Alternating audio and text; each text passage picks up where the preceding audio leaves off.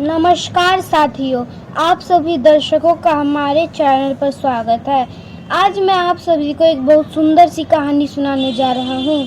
कहानी का नाम है संगठन। एक वन में बहुत बड़ा अजगर रहता था। वह बहुत अभिमानी और अत्यंत क्रूर था। जब वह अपने बिल से निकलता तो सब जीव उससे डर कर भाग खड़े होते।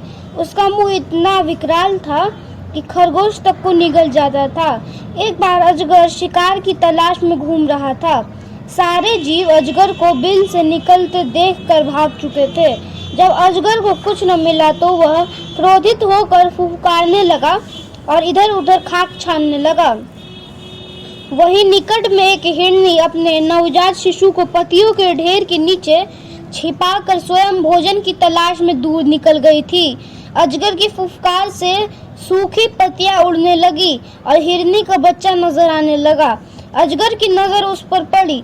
हिरनी का बच्चा उस भयानक जीव को देखकर अत्यंत डर गया कि उसके मुंह से चीख तक न निकल पाई। अजगर ने देखते ही देखते नवजात हिरन के बच्चे को निगल लिया।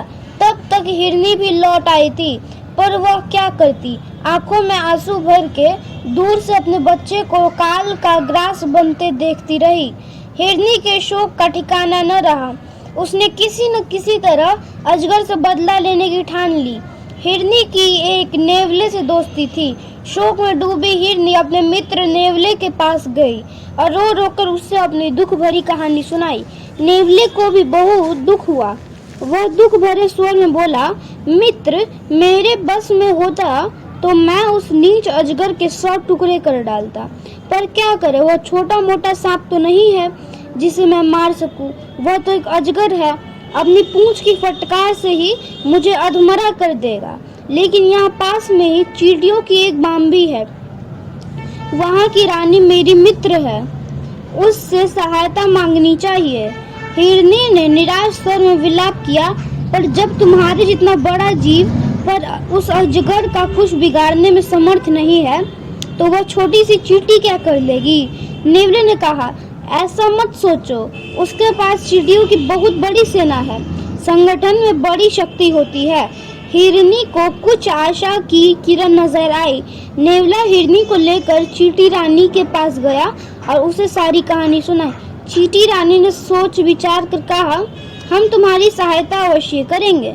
हमारी बाम्बी के पास एक संगरीला नुकीले पत्थरों भरा रास्ता है। तुम किसी तरह उस अजगर को उस रास्ते पर आने के लिए मजबूर करो। बाकी काम मेरी सेना पर छोड़ दो।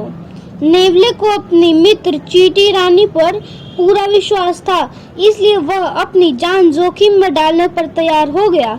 दूसरे दिन नेवला जाकर सांप के बिल के पास अपनी बोली बोलने लगा। अपने शत्रु की बोली सुनते ही अजगर क्रोध में भड़क कर अपने बिल से बाहर आया। नेवला उसी संकरे रास्ते वाली दिशा में दौड़ाया। अजगर ने पीछा किया।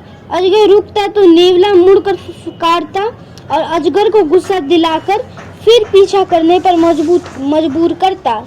इसी प्रकार नेवले ने उसे संकरीले रास्ते से गुजरने पर मजबूर किया। जब तक अजगर उस रास्ते से बाहर आया तब तक उसका काफी शरीर छिल गया था और जगह जगह से खून टपक रहा था। उसी समय चींटियों की सेना ने उस पर हमला कर दिया। चींटियां उसके शरीर पर चढ़कर छिले स्थानों के नंगे मांस को काटने लगी। अजगर तड़प उठा। उसके शरीर से खून टपकने लगा, जिससे मांस और छिलने लगा और चींटियों का आक्रमण के लिए नए नए स्थान मिलने लगे। अजगर चींटियों का क्या बिगाड़ता, वे हजारों की गिनती में उस पर टूट पड़ रही थी। कुछ ही देर में क्रूर ने अजगर तड़प तड़प कर दम तोड़ दिया। सीख संगठन शक्ति बड़े बड़ों को धूल चटा देती है, क्योंकि संगठन में कायदा नहीं व्यवस्था होता है। संगठन में सूचना नहीं समझ होती है। संगठन में कानून नहीं अनुशासन होता है। संगठन में भय नहीं भरोसा होता है। संगठन में शोषण नहीं पोषण होता है। संगठन में आग्रह नहीं आदर होता है।